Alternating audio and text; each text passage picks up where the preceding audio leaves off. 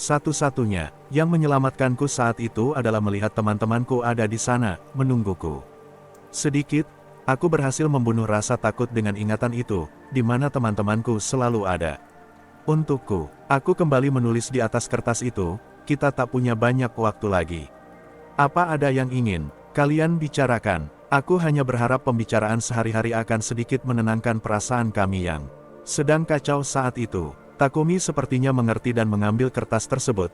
Apa yang akan kalian lakukan saat pulang nanti? Pertanyaan bagus, tulisku. Kurasa aku akan ke rental video. Mengapa ke sana? Tanya Soji. Aku lupa mengembalikan DVD saat kita berangkat dahulu. Hah, serius? Ini sudah hampir sebulan. Dendanya pasti sangat mahal, balas Soji. Apa itu DVD yang isinya aneh-aneh? Tanya Takumi. Aku tersenyum. Sebenarnya itu hanya bohong belaka. Aku hanya menulis itu agar kami memiliki sesuatu untuk dibicarakan. Ini bekerja, kami merasa sedikit santai setelahnya. Baik Takumi dan Soji kemudian menuliskan rencana-rencana mereka. Cukup untuk membuat kami merasa optimis. Sedikit, ketika kertas yang kami miliki hampir habis, Soji menulis sesuatu yang membuatku merinding. Aku akan melakukan apa yang dikatakan biksu itu. Aku tak mau mati. Takumi dan aku saling bertatapan. Kami tak pernah menyinggung-nyinggung kata mati sebelumnya, dan ini menyadarkanku bahwa nyawa kami mungkin dalam bahaya. Aku hanya bisa mengangguk pada Soji. Setelah itu, matahari mulai terbenam. Aku merasakan kesepian yang sama ketika aku pertama masuk ke kuil ini. Suara jangkrik mulai bersahutan di luar.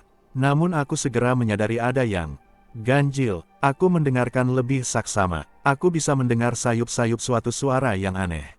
Aku mencoba mendengar lebih baik, dan makin aku mencoba, aku mendengar suara itu makin jelas. Dan jelas, itu suara napas yang kudengar di lantai 2 penginapan saat itu. Aku menatap Soji, sangat sukar melihat wajahnya saat suasana yang mulai remang-remang. Seperti ini, namun kurasa dia tak mendengarnya. Dapatkah kalian mendengarnya? Apa hanya aku yang bisa? Ataukah ini hanya imajinasiku saja? Pikiranku berkecamuk. Mengetahui betapa gugupnya aku, Soji mulai melihat sekeliling. Sangat susah untuk kembali tenang ketika kami mulai merasa takut seperti ini. Mata Soji tiba-tiba terfokus pada suatu titik, dia melihat tepat ke arah belakangku.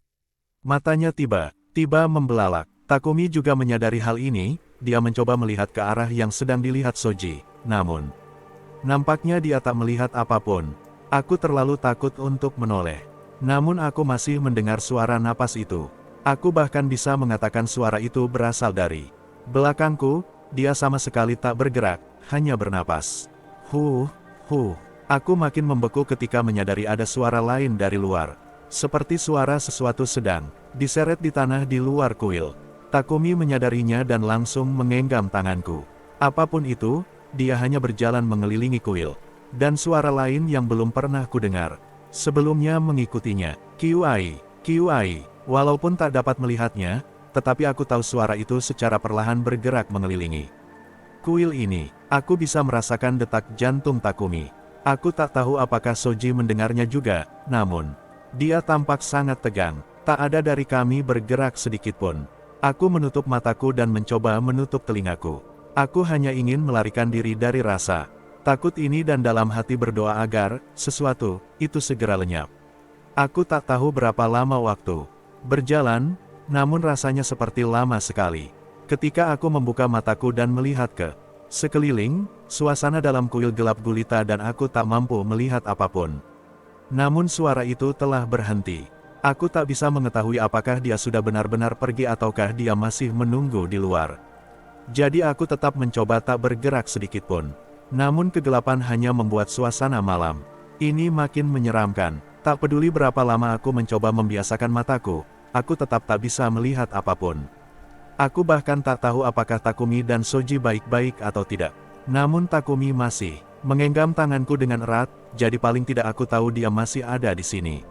Aku mulai mengkhawatirkan Soji. Tadi jelas-jelas dia melihat sesuatu yang membuatnya ketakutan setengah mati. Aku mencoba mencarinya dalam kegelapan, namun aku tak bisa melihat apapun. Aku menarik tangan Takumi, mengajaknya berjalan pelan menuju tempat di mana aku terakhir melihat Soji. Aku bergerak sepelan mungkin agar tidak menimbulkan suara. Suasana sangat gelap saat itu. Jika salah satu dari kami panik dan menjerit, maka selesailah sudah. Aku kemudian meluruskan tangan kananku, mencoba meraih Soji di mana dia tadi berada. Tanganku meraih sesuatu yang keras dan dingin, hampir membuatku melompat ketakutan. Namun, kurasa itu hanya dinding. Aneh, Soji tadi ada di sini, namun sekarang dia tak ada. Aku makin cemas. Aku mulai berjalan menyusuri dinding hingga aku mencapai sisi lain ruangan. Itu, kami kehilangan dia. Aku ingin menangis dan berteriak, "Di mana kamu Soji?" Namun itu tak mungkin. Aku tak tahu lagi harus bagaimana, jadi aku hanya diam di sana. Takumi tiba-tiba bergerak dan gantian mengarahkanku ke tempat lain. Pertama, dia mengajakku kembali menyusuri dinding dan kemudian berputar di pojok ruangan. Tiba-tiba saja dia berhenti dan menarik tanganku ke bawah. Aku menyentuh sesuatu yang hangat. Itu terasa seperti tubuh seseorang yang sedang gemetar. Akhirnya kami menemukan Soji. Apa ini benar dia, pikirku. Kemudian aku juga mulai meragukan apa yang memegang tanganku. Ini benar Takumi. Dikelilingi kegelapan yang teramat pekat, aku mencurigai segala sesuatu. Aku tetap diam dan, ketika Takumi menarik tanganku lagi, aku pun mengikutinya. Kemudian aku melihat cahaya yang amat lemah. Sinar bulan sepertinya menyusup melalui celah di dinding dan membawa sedikit penerangan di dalam kuil ini. Takumi ternyata membawa kami ke arah cahaya ini. Ketika melihat cahaya tersebut, aku merasa seperti diselamatkan. Setelah semua pengalaman ini selesai, aku sempat berterima kasih pada Takumi atas tindakannya itu dan inilah jawabannya. Aku tak melihat ataupun mendengar apapun. Aku memang mendengar ada suara seperti sesuatu diseret di luar. Karena itu, aku merasa lebih mampu melakukan sesuatu untuk kalian, sebab sepertinya hanya aku yang tak bisa merasakan keberadaan makhluk itu saat itu. Dan sejak mendengar jawabannya itu, aku merasa lebih menaruh hormat kepadanya. Akhirnya di bawah cahaya rembulan, aku bisa melihat wajah Takumi dan Soji ditutupi keringat dan air mata. Aku penasaran apakah mereka melihat atau mendengar sesuatu, namun tentu saja saat itu aku tak bisa bertanya pada mereka. Malam ini terasa sangat senyap. Kami hanya mendengar suara belalang bersahutan dari kejauhan. Kami duduk melingkar sambil berpegangan tangan. Kami merasa lebih aman dalam posisi ini. Selain itu, kami bisa melihat wajah kami satu sama lain. Entah mengapa, ini membuat kami merasa lebih tenang. Beberapa saat kemudian, hal yang tak dapat dihindarkan pun terjadi. Takumi mengambil kantung yang diberikan sang biksu kepada kami kemudian pergi sejenak dari kami untuk melakukan urusannya. Ruangan itu sangat sunyi, kecuali suara tetesan urin Takumi saat dia kencing. Suara itu bagi kami sangat konyol sehingga aku dan Soji tersenyum. Dan saat itulah suara itu muncul. Soji, Soji, kami bertiga terpaku. Kemudian kami mendengarnya kembali. Suara itu berasal tepat dari luar kuil. Soji, kami sadar benar suara siapa itu.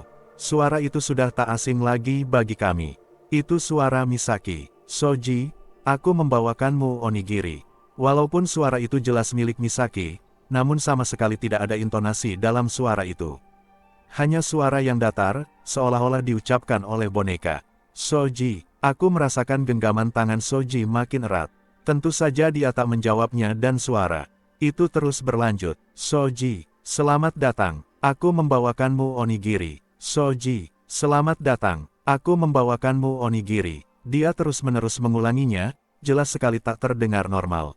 Aku mulai ketakutan. Itu suara Misaki, tetapi apa benar itu Misaki? Biksu itu pernah mengatakan bahwa takkan ada seseorang pun yang akan mengunjungi kami. Ditambah lagi cara berbicara Misaki yang seolah-olah robot, aku tahu bukan dia yang berada di luar pintu kuil saat itu. Takumi kembali dan menggenggam tanganku amat erat, aku pun tahu bahwa dia juga mendengar. Suara itu kembali terdengar dari arah pintu kuil. Selamat datang, Soji, aku membawakanmu onigiri. Tiba-tiba pintu mulai bergetar.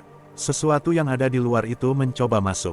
Aku tak bisa membayangkan apa yang akan terjadi bila makhluk itu berhasil masuk.